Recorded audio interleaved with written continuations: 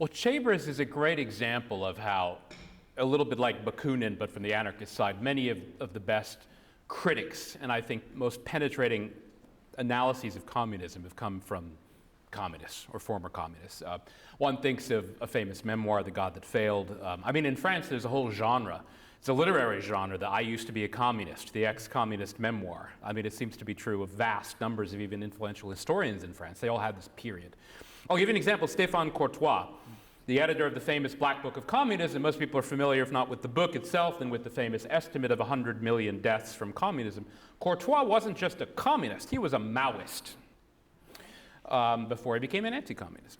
So I think Chambers had an important and useful perspective, but I think in retrospect he may have overestimated that side of the emotional appeal of communism. Not that it didn't have, and in his era I think it had a very strong appeal.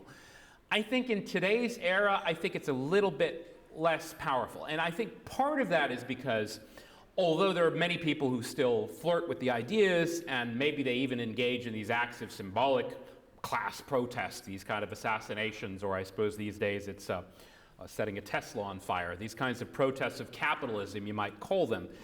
I think the idea of a true classless society of pure social equality. It's not that people still don't have, many young people still have some ideal like that in their minds, but there isn't a great ideal in the world anymore, and I suppose that's partly because what we see of China, which may not be, of course, necessarily all that there is to see, but what we see of it suggests that that isn't really the case there.